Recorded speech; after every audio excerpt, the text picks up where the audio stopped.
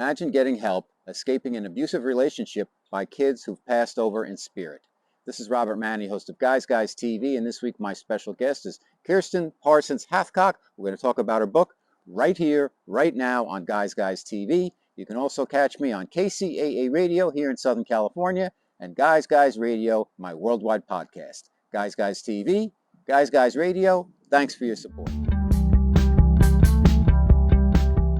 Okay, Guys Radio, it's the interview portion of our show, and today we're going to talk about mediumship, intuition, and recovering from abuse. My special guest, her name is Kiersten Parsons Hathcock. She's written a new book that's just come out called Little Voices.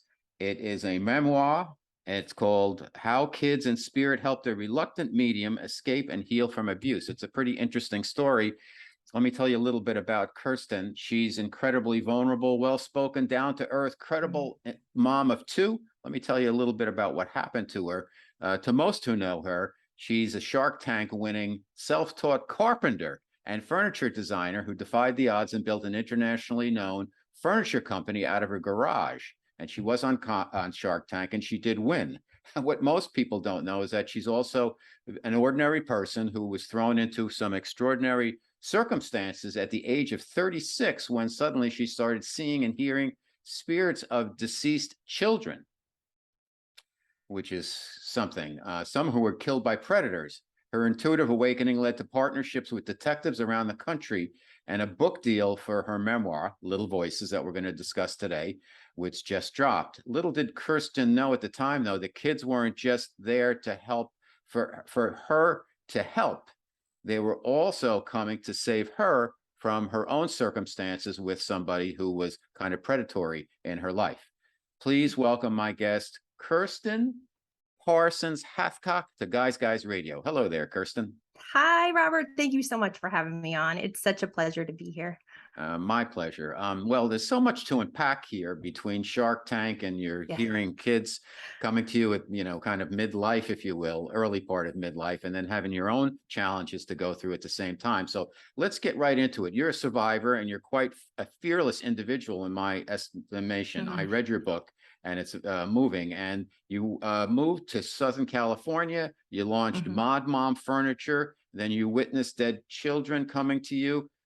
What happened to you that led to all of this stuff happening during your life journey?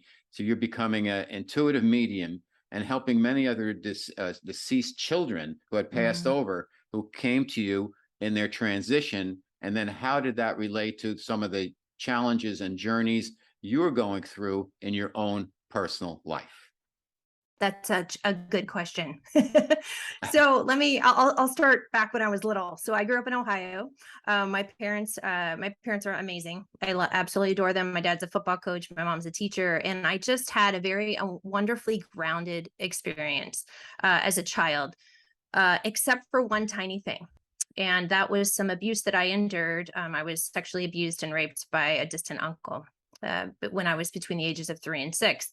But here's the thing, I didn't understand that until I was 40.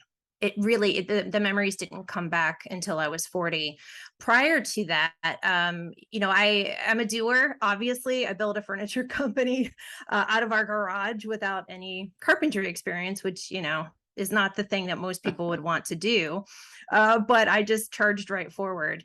And now looking back, I can say, oh, well, that was intuition. I had that kind of knowing that I should do that. So my husband and I and our 2 kids at the time, we moved to LA, and I wanted to, this was back in 2004. And I knew I needed to make money because I had left a job with A&E and the History Channel and marketing.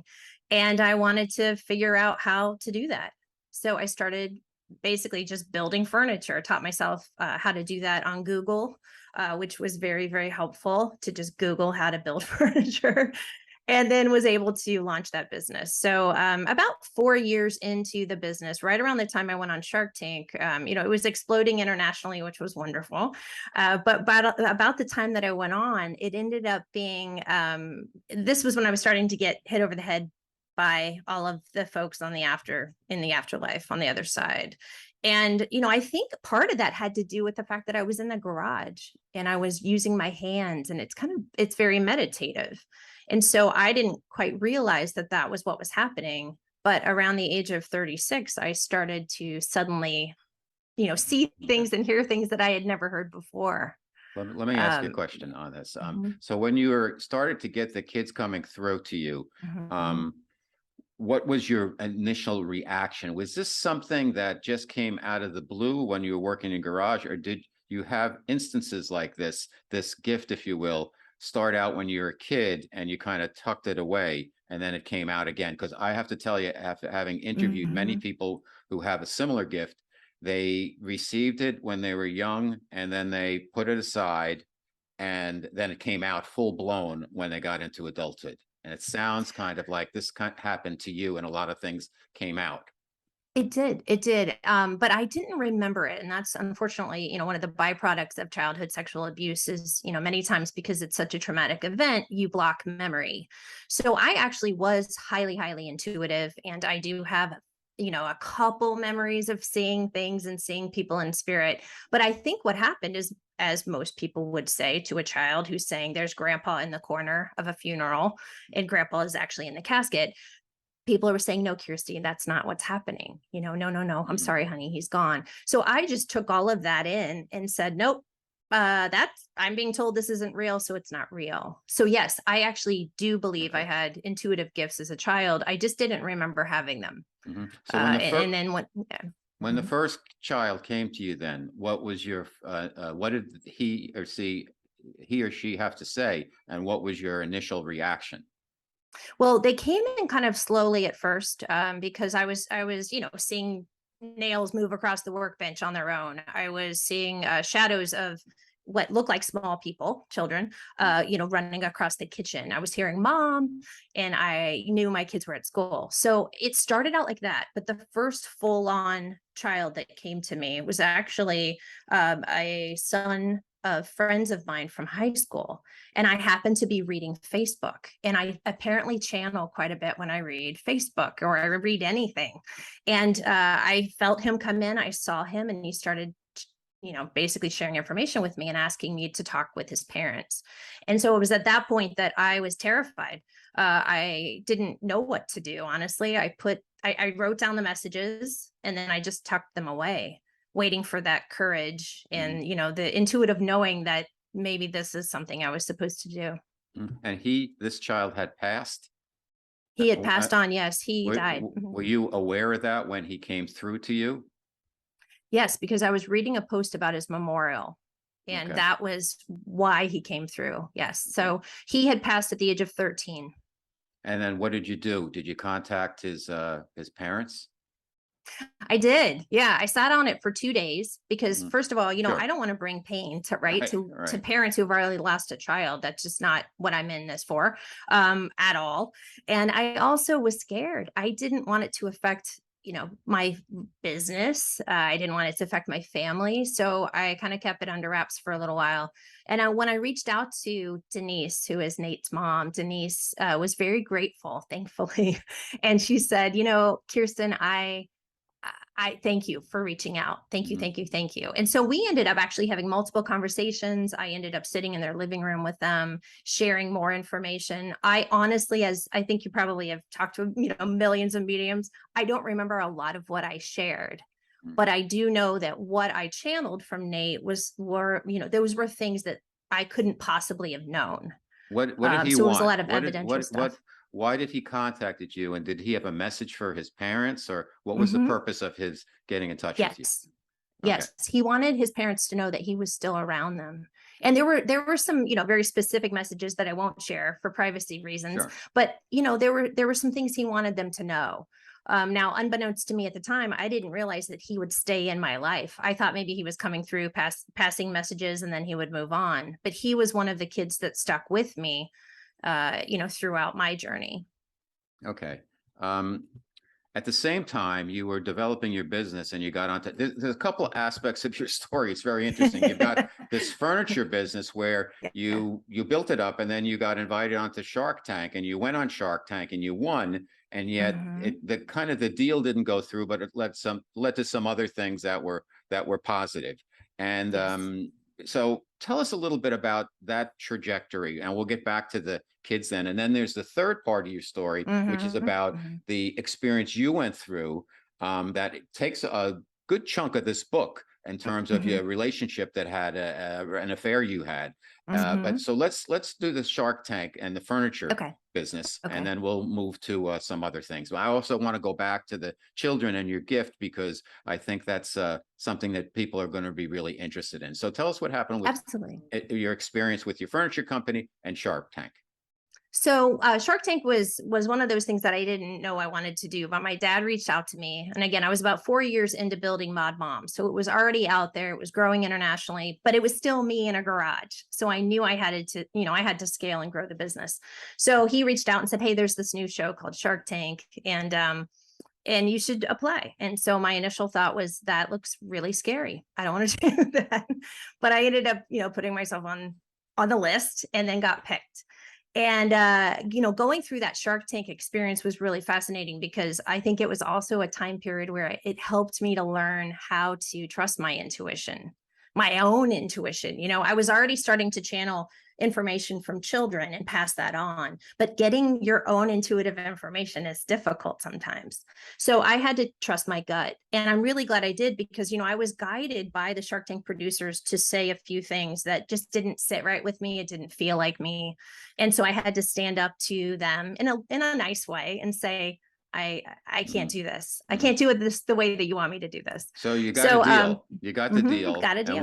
Yep. with one of the sharks. Two were interested, Mhm. and then over time, it didn't really transpire the way you hoped it would. Yet some Right. good things still happened in your furniture business, because then you got picked up by one of the big furniture manufacturers. You were a spokesperson, some other Mhm. stuff, and then that went away. And you had a lot of start things that began and looked like Mhm. they were going in a certain direction, and then kind of, I don't want to say you got ghosted, but you had some, and no pun intended, but you had some bad luck, it seemed like, along the way, but it always kept Mhm. moving you in the right direction. It seemed to me, if I may say so, Mhm. having read your Mhm. book and not knowing you, that I think it seemed to me that what you're supposed to be doing is working with the kids, working with Mhm. people who passed over. And that's the real Mhm. gift that you've been given. And that's Mhm. none of my business to Mhm. say that, but it just came to me to say, you know what?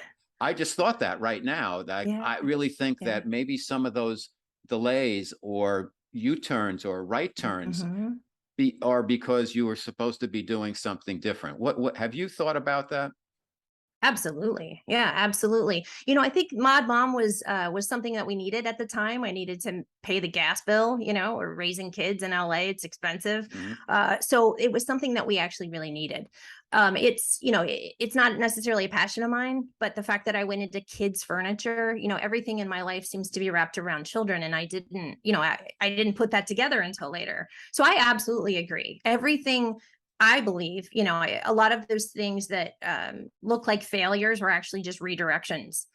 And those redirections led me where I am supposed to be right now. And it led me to an organization that, one of the detectives and I started, called the National Institute for Law and Justice. And, I think you're right. That's where my work is. Mhm. It's in telling the story, and it's in doing that type of work with families and law enforcement.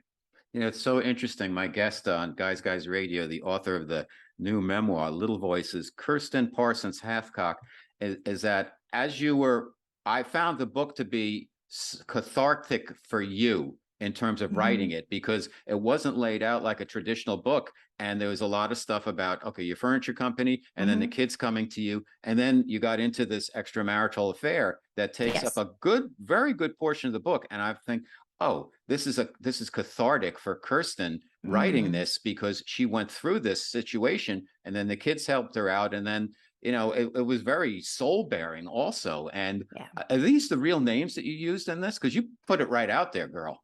No, I did put it right out there, but no, the names are not. Okay, good, I've changed the names. Wanted to do what I could to protect privacy. sure. Yeah, that's exactly it. Honestly, I wanted to be as vulnerable and as open and Hmm. as honest as I can be, because there are millions of us going through this. There are millions of us who are childhood sexual abuse survivors that then, unconsciously recreate whatever that type of abuse was as adults. And that was what happened to me. So no matter how intuitive I was, and I was working with cops at the time, when I had the affair and I left my marriage, of course, marriage is hard, right? We had 18 years. There was a lot of stuff going on in our marriage that needed fixed, and neither one of us were looking at it. But by the time I met this particular man, Tony, who is a predator, and of course, I didn't know that then, I was at the lowest point in my life. I had also just realized, kind of come to the realization that I was a childhood sexual abuse survivor. So I feel like my story is a really interesting intersection between psychology and spirituality, because on paper, if you talk to a psychiatrist, psychologist, I recreated, it's wounded attachment 101. I recreated the trauma. But the spiritual side, I was actually hearing, later on, once I got out of the abusive relationship, that I couldn't have avoided him, that this was part of my life path. Mm-hmm. So it's an interesting place to be, to try and reconcile both of those things. Now, do you find that you've now closed the loop by going through that situation with quote unquote Tony, mm-hmm. that it actually helped you kind of come to terms with what happened to you as a child with an uncle, and also mm-hmm. realize that you put yourself in this position to go through this experience as a learning, to get mm-hmm. to raise your frequency, if you will, to get to the next step. Mm-hmm. Is that accurate? Absolutely. That's absolutely how I think of this. I really believe that, I don't really believe in coincidences anymore. I used to, the first 36 years of my life, very scientific person, didn't believe in woo-woo. Now I believe, I look for signs, right? And they're easy when they're children coming to you, and giving you messages. So once I got out of that relationship, I had signs that little Kiersten was not healed. Little Kiersten was driving that bus when she went head forward towards Tony, because guess what? He felt just like, my uncle felt. And as a child, you equate abuse with love if that's what you've endured. So, it was really interesting for me to be able to look at that. And then once I stood up to the abuse I was dealing with as an adult, I was able to heal little Kiersten. Mm-hmm. And, I had physical signs. I know you read about this, but physical signs of intuition about that. I had a buzzing sensation on my right hip every single time he was yelling at me and screaming at me. And after the cops came to the apartment, all of that. And I couldn't put it together. I started noticing it. But then finally, after so much of that, there's something to this. This isn't a physical thing. This is an intuitive thing. And it was her. So once I got out of the relationship, I went to therapists and psychologists, and I did everything I could possibly do to help me heal. That buzzing sensation went away. Mm-hmm. It's interesting when you're reading it, you see mm-hmm. what's happening, and you're like, oh, it's like when you watch a movie and you say, don't go in that room. Yes, you see it unfolding, that it seemed kind of obvious, and it just kept going and going and going. For yourself, looking back mm-hmm. after you had written this, what I would call a very mm-hmm. cathartic piece, did you realize, like, oh my goodness, my friends saw this, other people saw it, why didn't I see it? Or do you understand, like, I know why I didn't see it, because it was related to the sexual abuse you had as a kid, mm-hmm. Tied into the kind of more psychological abuse you experienced through this relationship? Yes, absolutely. I think I absolutely felt that. I felt like, well, okay, well, that was why I was blinded, because I really wasn't, my conscious brain was not driving my behavior. Our subconscious, right, drives 80% of our behavior. And that's where that little Kiersten was locked in. That's where those wounds were. So it was definitely that piece. But I also recognize there are so many narcissistic abuse survivors out there, so many domestic violence survivors out there. And I wanted to tell this story because people shame survivors so often. Why didn't you get out faster? Why didn't you do this? Why didn't you do that? Well, why aren't we looking at why are these people the way that they are? Where's the generational trauma that is involved here? And master manipulators manipulate. That's how cults are formed, so that I wanted to tell the story that, you can look like you've got it all together and everything's great. And I was very self-confident, and I still fell down the rabbit hole. It's interesting. The name of the show is Guys Radio, and we want men and women to be at their best. And when you hear this as a guy's guy who's a work in progress, it makes me very sad and makes me sick. but you're not the only one. This is No. a phenomena that's been happening forever, and it continues to Mhm. happen. Why do you think this occurs, and what can women do to be, I don't want to put any of the responsibility on them, but to have their awareness dialed up so they can take the Mhm. measures they need to take to protect themselves? Well, I think one of the things, and I just want to put out there, I know that there are many female narcissistic abusers as well, right? So I know many on both sides, on all sides. I think just the awareness of the fact that intuition is real. And as intuitive as I did not listen to my intuition when he first came into the picture. Now, I really couldn't because my subconscious was really driving this. However, uh, there were more signs, as I went, right? Like you were saying, everyone's screaming at the movie theater, like, no, don't go, don't go, Mm. don't go in that door. There were many of those signs and I ignored them. So I feel like, the biggest piece that I would like to impart on abuse survivors and people out there who are just getting into relationships is trust your gut. You're going to have that kick in the gut feeling. You will get signs. And, also look up what is a toxic relationship, when they come at you very, very quickly, when they say, I love you within the first week, when they, all of the decisions are driven from their side, how they know everything about you. It Mm. feels like they're your soulmate. When they use that type of language, those are the types of signs too you can look at from the narcissistic abuse handbooks. Mhm. So I think it's a combination of awareness and A- intuition. and again, it's so interesting that you were kind of, I'm going to put this in quotes, misled. You had expectations based on what you were told on Shark Tank and also with the TEDx Mhm. talk. Also, Yes. do you think those things are on then your affair? Do you think those are all Mhm. related? Are they I part of think that, or is that just the signpost saying maybe you should be doing something different? I think that there were some learning lessons in all of those for me, for sure. I was a very trusting child. I ended up being a people pleaser, so I'm always trusting everyone. And so I've had to learn discernment. And I think that was what I was learning with Shark Tank, discernment.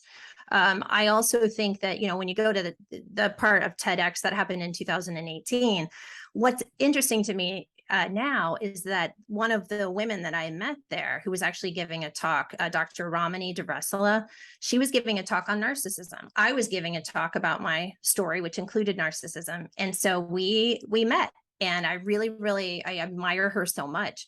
Well, eventually, she was one of the reasons that I got a book deal. And I'm Mhm. going to be on her show in October. So, I look at those moments like, maybe it really wasn't about the TEDx talk. Maybe it was about meeting her, like I think I always look back and go, okay, I can see how this is all snaking together now. So I guess the message is for people is pay attention. We have a lot of stuff coming at us at all Yeah. times. And Hmm. people wake up and they stare at their phone and they start scrolling and they go to bed and they scroll before they go to bed and they scroll all Hmm. day long. And it's really just a series of images and disconnected thoughts. And it can get in the way. I would think this can get in the way in your God-given abilities to nurture and develop your own Hmm. personal intuition. Is that true? Absolutely. Absolutely. I think there are a lot of barriers to people trusting their own intuition. One, it's portrayed as woo woo, and that was me. I didn't like any of that. I was thinking this is nuts. But, I think we all have this gift. And if we trust it, it's a roadmap. Mhm. And it helped me out. That's the other reason I wrote the book. I'm looking at my journey from childhood sexual abuse survivor to a psychic detective working with cops on childhood murder cases, to falling in love with a predator who was a sexual predator as well. So it was like it's full circle. And then having those same children who came in, for help, and I was able to help them, then they turned around and pulled me right out. So Good. I think it's a beautiful testimony to life and love, and that love lives on the Amazing other side. story. It's called Little Yeah. Voices. My special guest, Kiersten Parsons Hathcock. Little Voices, a memoir. And there's if you want to learn about intuition, you've got some great tips in there for people on how to develop it. You've got some lessons about relationships and how Mhm. the dots are connected in our life. and also about, how you manage to navigate the system in terms of your woodworking Mhm. expertise. And, you really took it all the way, and you should be very proud of yourself. So let me ask you this, as an Thank you. intuitive, Yes. what do I need to know right now? As an intuitive, what do you need to know in terms of like what Yeah. I'm picking up on you? Yes. I wish I could say I don't work that way. And that's what's kind Okay. of fascinating as well about me. I don't work that way. So I it literally, the kids comes to come you? in. Okay. Yeah, So when they you go come to to the me. supermarket, it's not like you're at Costco and you're the person in line's in front of you and you're like, oh, I Mhm. see what you've been up to. It's not like Yeah, that. no, it's very, this is why I'm not, a quote unquote professional medium. They come to me, I pass the messages to whomever I'm supposed to pass the messages to, and that's it. That's it. Fantastic. This Okay. is not something I ask for, but they come to me. So yeah, and it's mostly all children. Okay. That's who I I want to channel. So clear if it you're up. a child, yeah, That's thank you. fantastic. Okay. Where can people find out more about you, Kiersten? Oh, thank you. So yeah, if you go to KierstenHathcock.com, KIERSTENHATHCOCK.com, you'll find a whole bunch of information, a lot of resources for survivors as well. And my book is out today and it's everywhere. The audio book will be out on the 27th. Okay. Great job. Keep doing the good work. I hope you do a book about working with the kids I strictly, am. and fantastic. All right. And I am. That's my next book. all right. Keep helping people. And thanks for being on Guys Radio. Thank you, Robert. You enjoy the guests and content I bring you each and every week to Guys Radio and TV. Please support us by subscribing to our channels. Thank you.